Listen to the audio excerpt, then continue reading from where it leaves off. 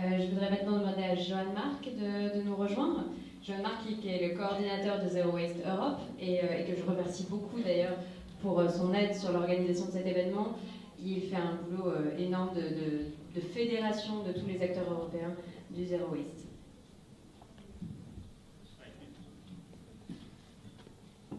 Oui, bonjour. Je vais essayer de parler en français parce que la majorité d'entre vous comprenez mieux le français, mais bon, excusez-moi parce que je vais faire pour mieux. Un mélange de belge, espagnol, catalan, on verra. J'espère que vous allez me comprendre.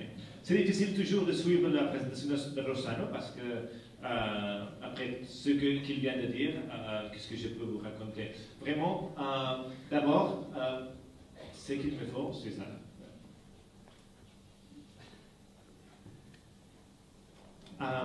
Oui, alors, je m'appelle Jean-Marc, je suis le coordinateur du réseau de Zero Waste en Europe. Et on essaie de faire, je dois le dire de façon très courte, de copier ou aider les communautés un peu en Europe à faire ce qu'ils font en Italie. Ça, c'est le résumé de ma présentation. Mais je suis aussi coordinateur de l'Europe dans un réseau qui s'appelle Gaia, à niveau international. Et je vous ai mis ici tout de films qui viennent sur le sujet des déchets. Il y a sur le Caire, Carbon Stream, Super Trash, qui c'est un film français.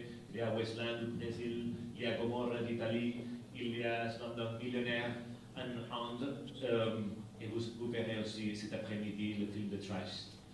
Ça veut dire que les déchets ne sont pas si ennuyants qu'on pense. Vraiment, il y a quelque chose dans les déchets qui est très actuel, qui nous touche beaucoup, et qui est aussi une caractéristique de la société que nous avons créée. On fait des histoires criminelles, des histoires d'espoir, des histoires artistiques, mais j'espère qu'avec Zero Waste, on va finir avec tout ça. Parce qu'en fait, Zero Waste va finir avec tous ces films sur l'histoire des déchets. Mais ce qui montre tous ces films, c'est que on travaille avec un défi global. Ce n'est pas une question de la France, de l'Italie, parce qu'en fait, il y a 10 entreprises à niveau mondial qui produisent la plupart des produits que nous consommons à niveau mondial. Alors il faut travailler à niveau mondial. Et c'est un défi économique. Je ne dois pas vous expliquer la crise économique qu'on vit en Europe aujourd'hui.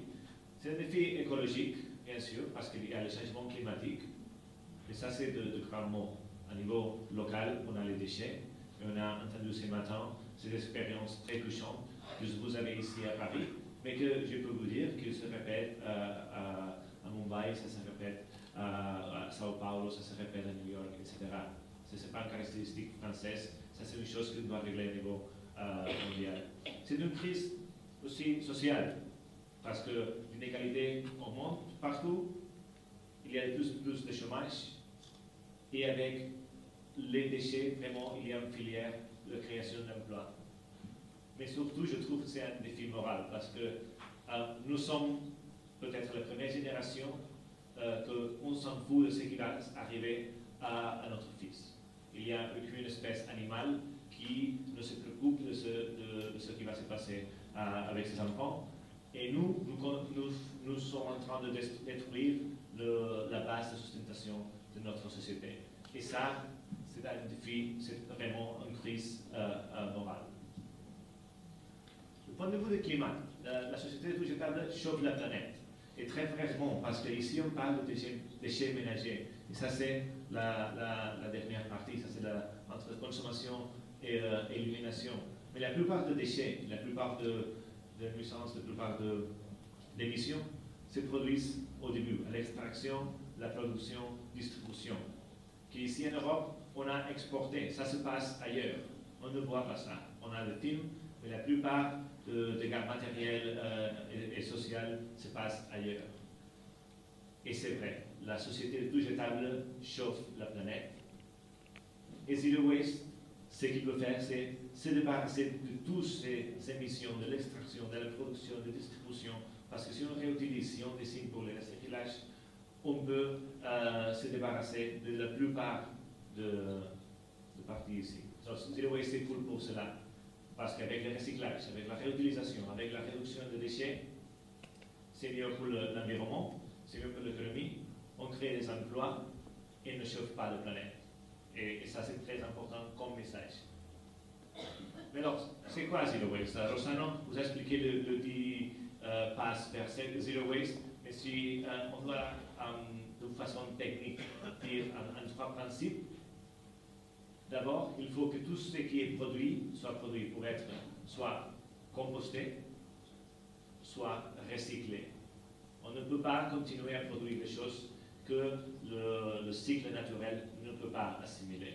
Alors, les déchets doivent être très visibles, tel qu'il a montré. Il faut savoir qu'est-ce qui ne marche pas dans le système, précisément pour le régler. Deuxième passe, une excellente collecte séparée.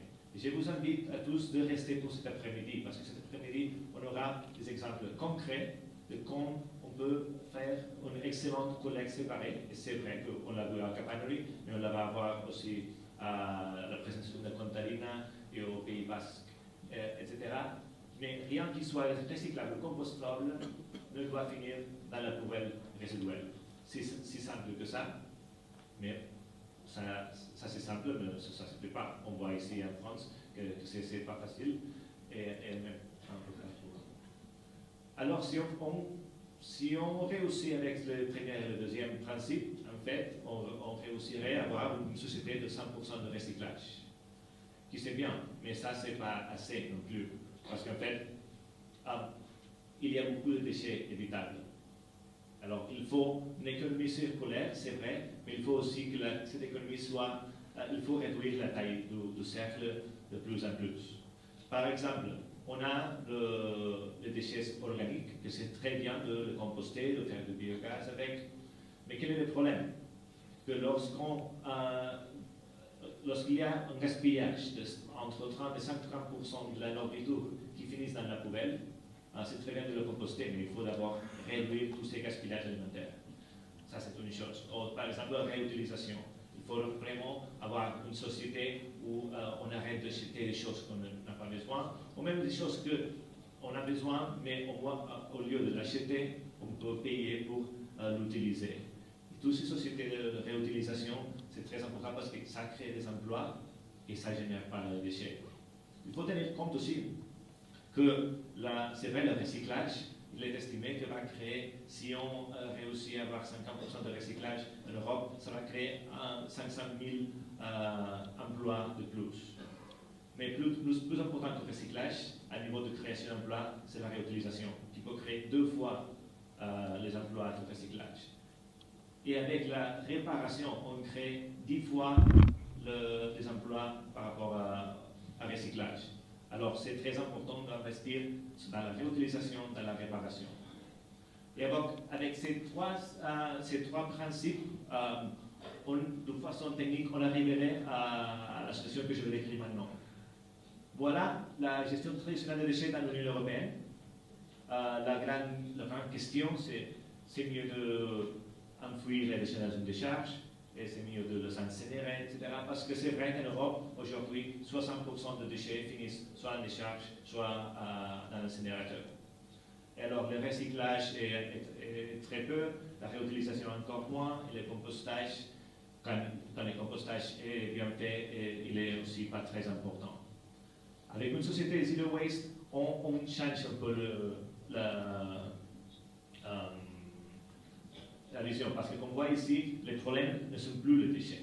Le problème ici, lorsqu'on réussit à collecter séparément 70-80% de déchets, le problème c'est comment optimiser la collecte séparée, comment améliorer le recyclage et comment continuer aussi à réduire ce qui maintenant ce sont des déchets. Mais vous voyez, ici, le débat est un autre. On ne parle plus, on a besoin d'un incinérateur, non, parce qu'on n'a pas assez de déchets pour construire des incinérateurs. Et en plus, ce qu'il faut faire avec les déchets qui restent, c'est de les redessiner pour nous les avoir dans l'avenir.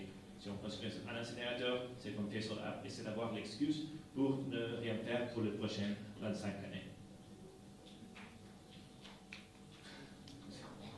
Alors, c'est très important, et Rossano l'a aussi rappelé. Zero waste, ça veut dire zero waste to landfill and zero waste to incineration. Alors, ça veut dire il ne faut pas brûler, il ne faut pas enfouir. Parce que ici, dans l'industrie, en Europe, on sent de plus en plus zero waste to landfill. Ça veut dire qu'on ne veut pas utiliser le décharge, maintenant on va brûler cela parce qu'on crée de l'énergie, etc. Et ça, ce n'est pas zero waste. Zero waste, ça veut dire ce que Rossano vient d'expliquer, ce que je viens d'expliquer, et ce que vous verrez aussi dans les exemples d'aujourd'hui. Ça veut dire pas de décharge, pas d'incinération, on veut vraiment un monde sans déchets. Et comme ça, on a une économie presque circulaire avec un cercle d'économie plus petit, mais il faut toujours tenir compte qu'au centre de cette économie circulaire, il y a la personne.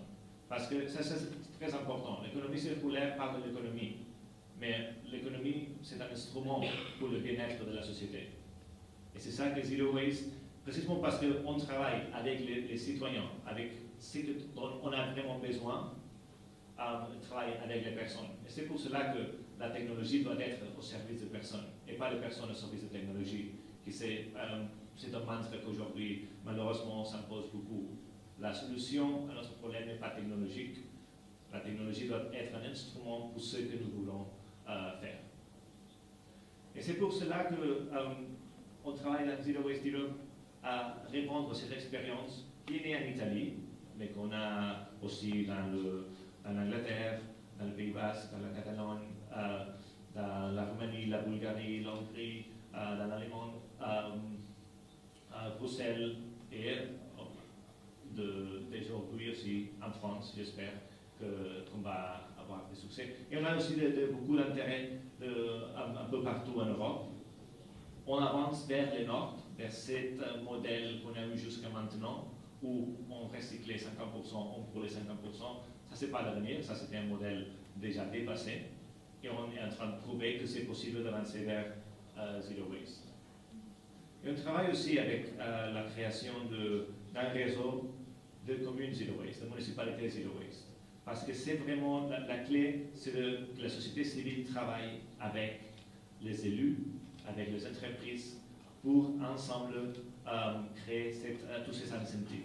Pour l'instant, nous avons la plupart des villes en Italie, quelques-unes en Espagne, nous avons une commune en Roumanie, mais nous savons qu'il y a des intérêts ici en France, en Slovénie, en Bulgarie, en Belgique, et j'espère aussi au Royaume-Uni.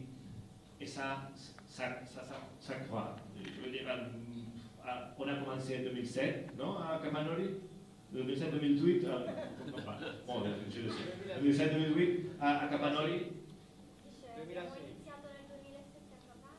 Si, et maintenant on a presque 3% de la population européenne, ça en 4 ans. Alors c'est possible d'aller au-delà.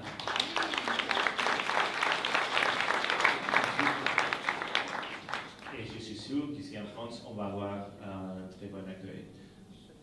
Pour finir, la vision européenne, ici, les 4 lignes, ça c'est de 2007-2011, en Europe, on a eu la nouvelle directive 4 de déchets, avec la hiérarchie, etc. Et comme vous voyez, en rouge, c'est l'élimination, ça veut dire incinération et décharge, et en bleu, le recyclage. Avec les nouvelles normatives européennes, on est là, on n'avance plus avec le recyclage.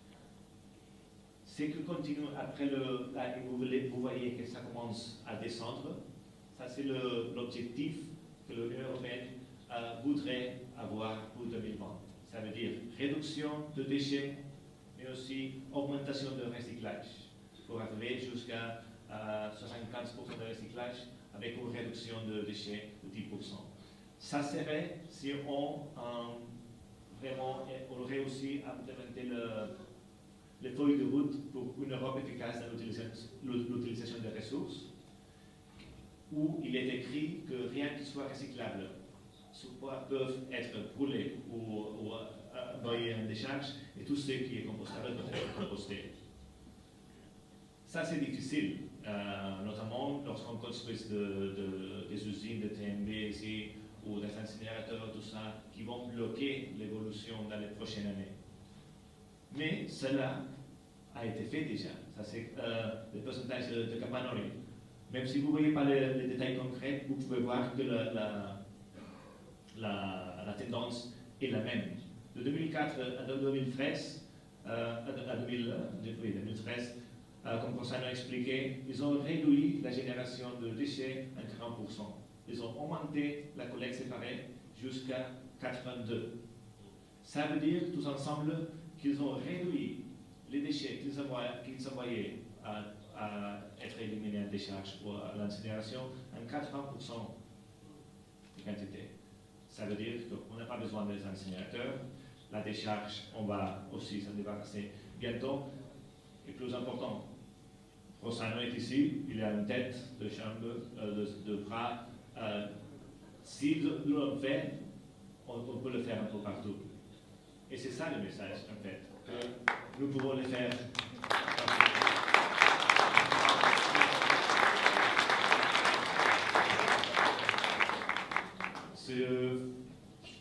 Alors, pour finir, le message, c'est très clair. La transition est possible, ce n'est pas une théorie, parce que si on va montrer pendant toute la journée que ça c'est possible, ça c'est faisable, et ça se fait déjà. Mais il faut une citoyenneté active, et je crois que vous l'avez ici, et cette conférence, c'est une démonstration que c'est vrai, qu'ici, il y a des gens qui bougent, il y a des élus qui soutiennent cette initiative. C'est très important de la volonté politique et le soutien technique et d'échanger des bonnes pratiques. Et nous sommes ici en fait aussi pour montrer le soutien du réseau international. Vous avez ici des experts qui sont prêts à vous aider si vous voulez marcher dans ces démarches. Alors, avec l'implication des citoyens, avec le soutien technique et la volonté politique, le changement est possible. Vous pouvez le faire au niveau européen, vous pouvez le faire au niveau français. Et je vous encourage à continuer et que ce soit le point de départ pour l'expérience de Zero Waste en France. Merci beaucoup.